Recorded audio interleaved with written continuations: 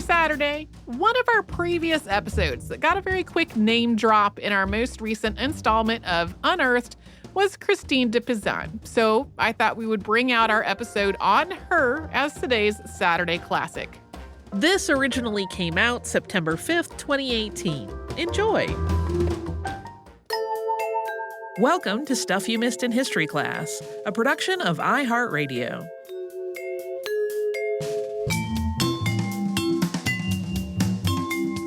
Hello and welcome to the podcast. I'm Tracy V. Wilson. And I'm Holly Fry. Christine de Pizan, pretty much frequently summed up as a late medieval writer, but the word writer just does not encompass everything that she did at all. She wrote all kinds of verse. She wrote military manuals and treatises on war and peace and the just governance of a nation. She wrote an autobiography in the form of an allegory.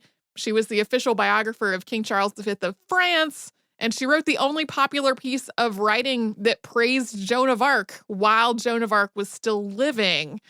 She also wrote the Book of the City of Ladies, which is a compilation of notable women from history, literature, and mythology that was one part of her very active participation in an ongoing debate in medieval France about the nature of women and their representation in history and literature. Something we still discuss today.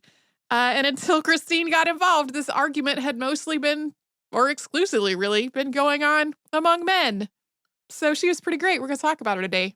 Christine de Pizan was born in Venice, Italy in 1364. Her father was Tommaso di Benvenuto di Pisano, or Thomas of Pizan, who was a government advisor and a professor there. And not long after Christine was born, though, he was appointed to the court of Charles V of France to serve as the king's medical advisor and astrologer, or his medical astrologer. These two things were pretty tightly connected at that point.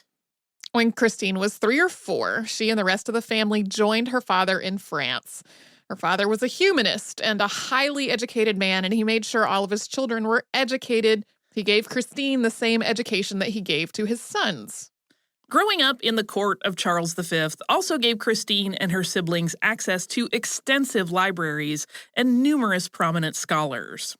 Charles V was nicknamed Charles the Wise, and he surrounded himself with cultured, educated people, and he assembled an incredible library at the Louvre. So by her early teens, Christine was well-read and well-educated, and the breadth of her reading was just incredible. It set her up to write about everything from love to military strategy later in her life.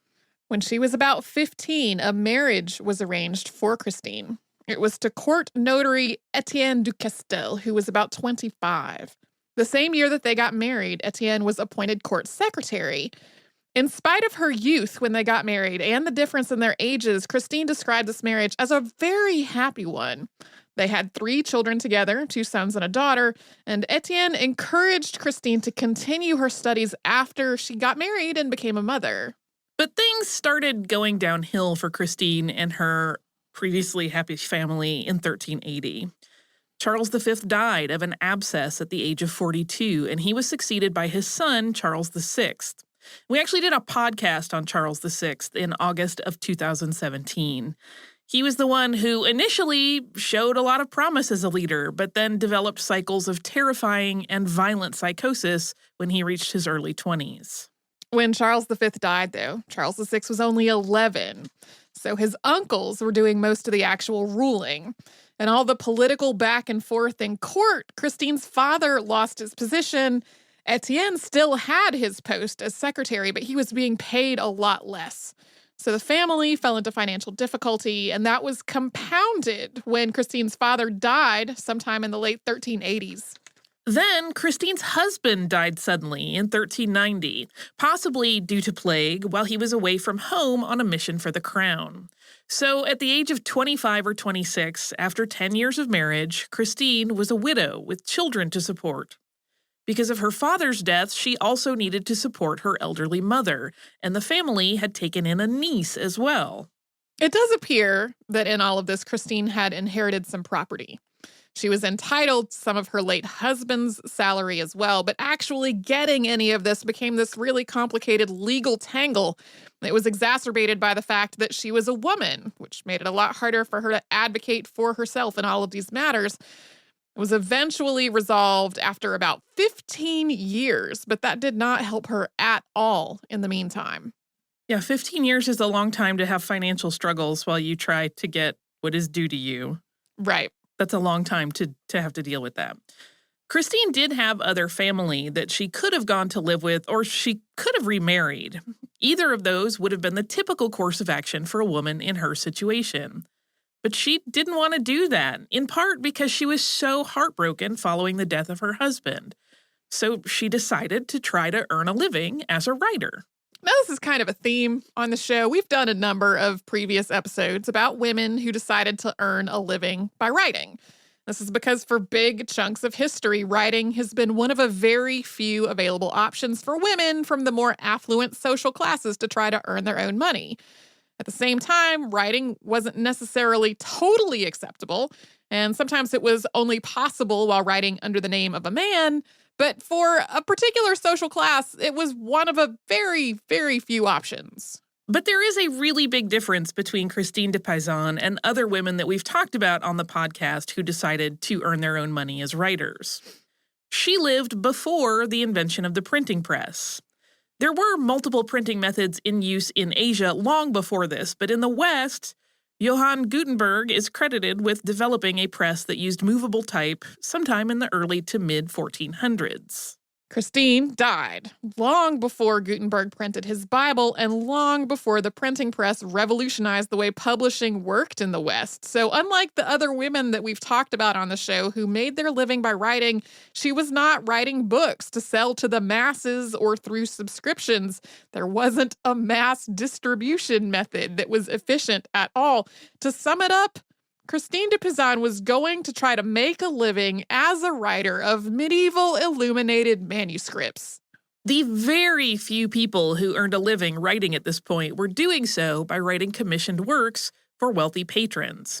It was virtually unheard of for a woman to go out seeking patrons, but Christine did. It definitely helped that she had so many connections from having grown up connected to the royal court and from being the widow of a court secretary. It also helped that she started out writing the kinds of pieces that were really popular at the time, including lyric poems and allegories. Love poems were especially popular, and Christine had a lot to draw from. She really channeled her grief over her husband's death into a lot of her early work, and she called her happier love poems written during this time, singing joyously with a sad heart. Her first commissions were short pieces for members of the French nobility, or she would dedicate a poem to someone who would then give her a gift as a gesture of thanks. In less than a year, her work was being passed around and read outside of France. By 1403, she had written enough poems to turn them into a collection. That was 100 ballades, virelais, et rondeaux. And those are 3 different poetic forms. She also made ends meet by doing transcriptions and illustrations of other people's work. In May of 1399, while she was still writing the poems that would later become that first collection, she also wrote an 860-verse poem called The Letters of the God of Love, or The Letters of Cupid, written in the form of a letter to Cupid during a spring festival. Although sometimes it's translated as a letter from Cupid, there's a lot of variety in how people approach her work in translating it. In this work, women from a range of social classes, married and unmarried, describe a number of insults and degradations that they have experienced in their lives. And these insults and degradations are not just from knights and nobles and other real-life men, or from the general expectations of society. They're from works of literature, including Roman de la Rose, or The Romance of the Rose. Roman de la Rose was a very long, incredibly popular, and widely read poem about love. But according to the Letters of Cupid, it was one of the things that was causing offense to women. The conclusion of this poem wasn't about love at all. It was about deception and unscrupulous men taking advantage of women's trust. Letters of Cupid seems to have spawned a literary quarrel, or if it didn't start that quarrel, it was at least written 2 years before the quarrel started in 1401. And we're going to get to that after we first pause for a little break from one of the sponsors that keeps us going.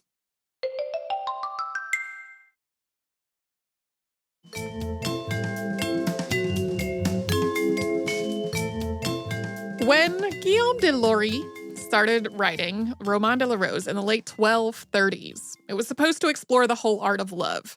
It's a poem that was deeply connected to the traditional poetic forms and the themes of courtly love that were a huge part of medieval European literature. If you have read medieval European literature, you will recognize these things.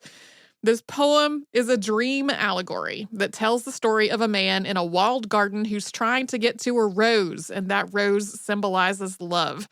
Along the way, he meets characters like beauty and generosity and honesty and chastity. He's also shot by Cupid's arrows, and the rose is given more and more protection, and those allegorical characters like beauty and generosity coach him in a very courtly way in the pursuit of love. Guillaume died around 1278, and about 40 years later, Jean de Meun decided to add to the poem, and it's this additional material that was at the heart of the Quarrel of the Rose. Written in a very bawdy, suggestive style, in Jean de Meun's edition, the narrator goes on a lengthy battle before calling on Venus, who represents carnal love, to set fire to the castle where the rose is being sheltered and then pluck it. There is a lot of violence and deception involved, and it is basically the opposite of the tone in the first part of the poem. Jean de Meun's ending to the Roman de la Rose was at the heart of a multi-year literary quarrel among the French court. 2 years after Christine de Pizan criticized it in her Letters of Cupid, another Jean de Montreuil, wrote an essay praising the bawdy, violent ending.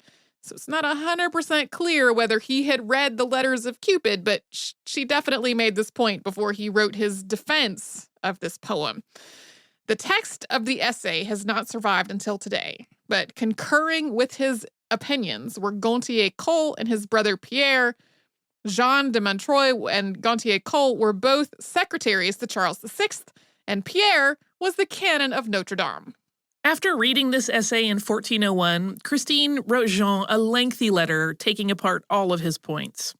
She pointed out not only the poem's graphic, suggestive language and its violence and deception, but also the fact that a lot of the most negative allegorical characters were depicted as women. She made it very clear that she did not think that the second part of Roman de la Rose was worth the giant heaps of praise that he had given it in this essay. Really, she did not pull any punches with this. Here is something she wrote in this letter. Quote, "It truly seems to me that in view of the aforementioned arguments and many others, this work should more fittingly be engulfed in a shroud of flame than crowned with laurel, even though you call it, quote, a mirror of the good life, an example to all classes for political self-conduct and for living religiously and wisely.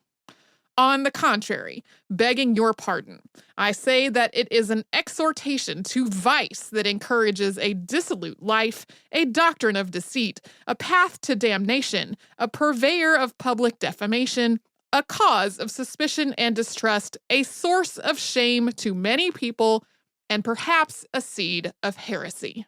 This led to a whole series of exchanged essays and letters, with Jean Gerson, Chancellor of the University of Paris, taking Christine's side in the debate. Although a lot of the debate was about the poem's more graphic content and its treatment and depiction of women, it was also connected to overall concerns of poetic style and language, and whether it was appropriate for a formal work of verse to include that kind of subject matter. Christine's argument also connected to the idea that Jean de Meun had a responsibility as a writer with an audience.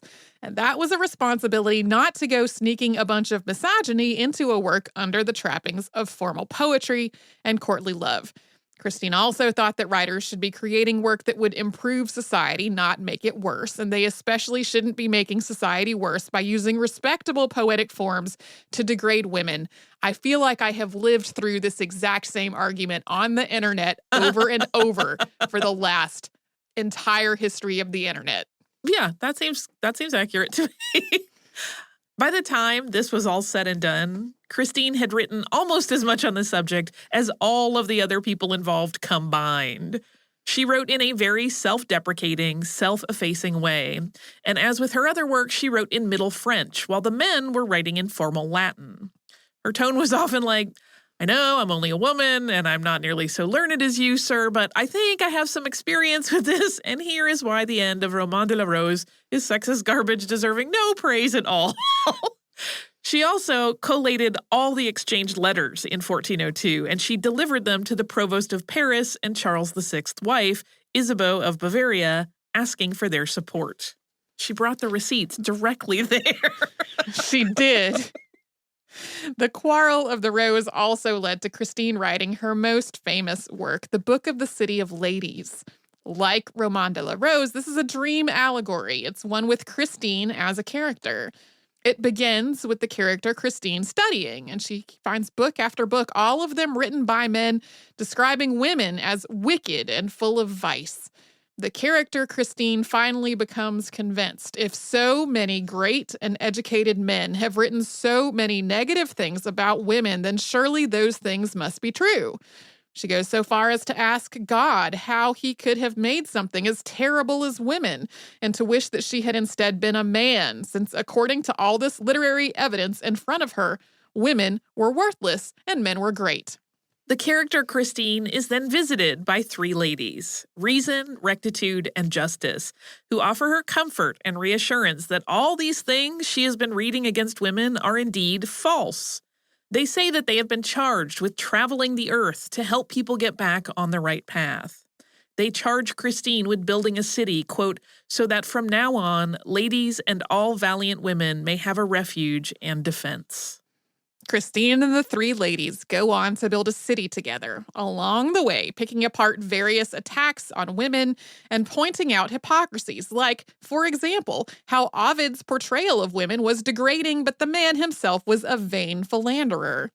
And while building this city, Christine and the three ladies talk about a long list of mythical and historical women, including the Amazons, Zenobia, Sappho, and the biblical figures of Sarah, Rebecca, and Ruth. The three ladies go on to tell Christine about queens and princesses and women scholars and poets. The book's third section is all about saints and other holy women, and they also talk over a lot of more general questions, like why there aren't women arguing in the courts of law and whether a woman has ever invented anything new. The Book of the City of Ladies was a work of literature created intentionally to offer a positive portrayal of women and to offset widespread depictions of women as weak, deceptive, and immoral.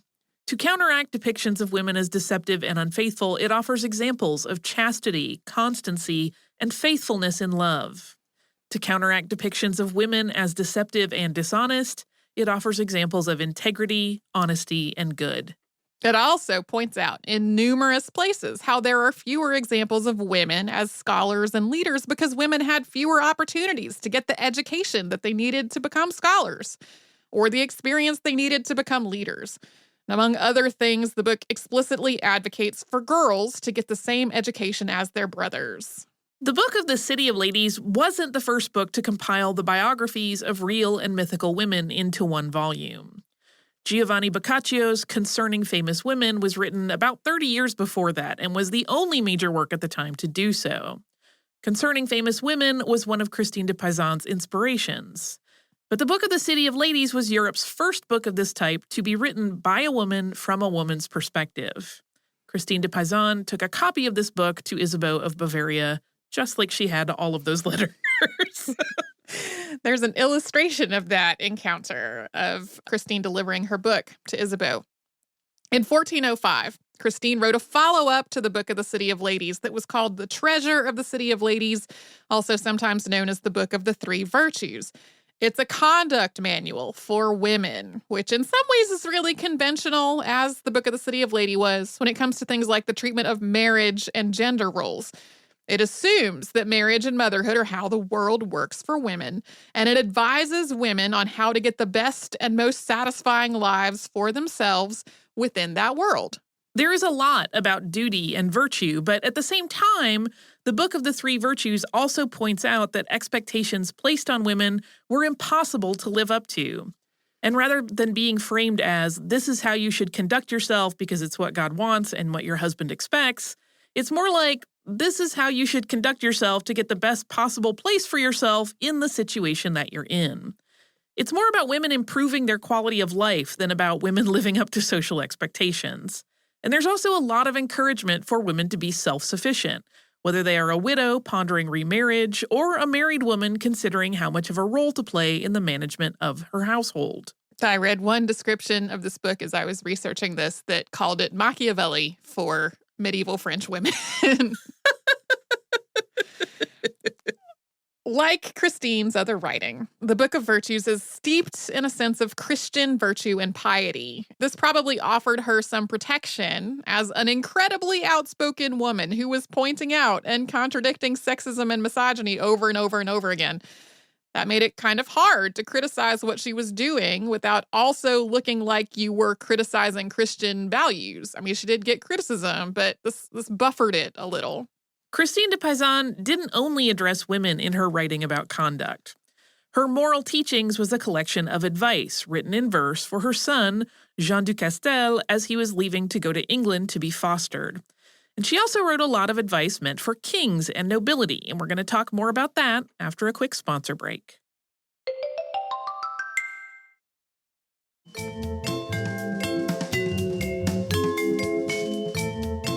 By the time Christine de Pizan wrote the Book of the City of Ladies, she had become well known enough that she was getting commissions for work that were well outside of those popular poetic forms that we talked about earlier. Philip, Duke of Burgundy, commissioned her to write a biography of his brother, Charles V, in whose court she had grown up. He made that commission in 1404. The 100 Years' War was going on during the entirety of Christine's life, and much of her work turned toward issues of war and peace. After the death of Philip the Bold in 1404, his son, John, also known as John the Fearless, became the Duke of Burgundy. And his ongoing dispute with Louis, Duke of Orleans, prompted Christine to write to both of them to advocate for peace and to remind them, to their duty, to their people, not to go to war at their expense. This unfortunately did not work. The Armagnac-Burgundian Civil War started in 1407, and that lasted for almost 30 years. In 1410, she published a book on military leadership and tactics called The Book of Deeds and Arms of Chivalry. This was yet another totally unexpected thing for a woman to be doing, so much so that people thought she might have just copied an earlier military manual and other books of strategy to do it. A later editor even edited her name out of it and made it look like it was written by a man. But this was Christine's own original work. It was a product of her extensive study of history and strategy and tactics and all of that extensive reading she had done in the court of Charles V. It covers all the military technology of the time as well as tactics and strategy, and it makes a case that peace is preferable to war, but sometimes is only attainable through war. She fills out her discussion of all of this with examples from military history. She also walks through the idea of just war, a war fought to keep law and justice, to defend the people from injury or oppression, or to reclaim stolen land. The book discusses how the people fighting in the war should conduct themselves justly, and then once the war was over, it was incumbent on the ruling class to rule the people in a just way. In spite of the questions about whether Christine, who after all was a mere woman, had just copied this book from someone else, this book was translated into English, and it became one of the first books printed in England after William Caxton established a printing press in Westminster. He printed it as The Fate of Arms and Chivalry in 1489. We haven't really touched on all of Christine's work because she was prolific. Between 1399 and about 1415, she wrote 12 major works totaling more than 1,000 pages. She also worked directly with the scribes and illuminators who created the finished manuscripts of her work. Throughout, she was an advocate for women as well as for justice and for peace. She also paid careful attention to the need to improve the lives of the poor, while also trying to encourage a sense of charity among her readers, who were likely to be wealthy since people in the lower class typically were not literate. Outside of the world of her writing, she was also very savvy. She was invited to several royal courts outside of France, but she preferred to stay in her adopted homeland. And she also had to be very strategic to provide for her children in a world where money and family and political connections were extremely important. I mean, she was making the ends meet through all of her writing, but that's not the same thing as providing for the future of your children in this world. She had no dowry for her daughter, but was able to negotiate a place for her at the Royal Dominican Convent at Poissy as a companion to Charles VI's daughter, Marie. She also negotiated for her son to be fostered with John Montague, the third Earl of Salisbury, with the hope of ensuring him a political future. This second part led to a whole complicated negotiation with King Henry IV to get her son back, after John Montague was a co-conspirator in an uprising against him, though. That's a whole huge drama of international intrigue in which she had this ongoing, careful negotiation with a king to get her son to return to France. As we noted earlier, England and France were at war throughout Christine's entire life. The Battle of Agincourt in 1415 was a massive defeat for France, and not long afterward, Christine joined her daughter at the convent in Poissy. She mostly stopped writing, at least for public view, around that same time. She did come out of retirement for one last work, though. Christine's last known piece of writing was about Joan of Arc, and it was written to honor her after the French victory at Orleans in 1429. Like we said at the top of the show, this is the only major work written to celebrate Joan of Arc during her lifetime. And we don't know exactly when Christine died, but it was sometime around 1431 in Poissy, France. I find the whole idea of building a whole city where the ladies can find comfort and refuge to be very comforting, and I am glad that Christine did it. I want to make a joke, but I think it belittles things, so I'm going to refrain. Okay.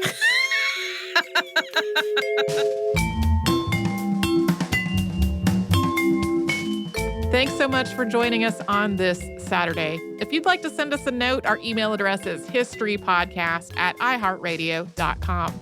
And you can subscribe to the show on the iHeartRadio app, Apple Podcasts, or wherever you listen to your favorite shows.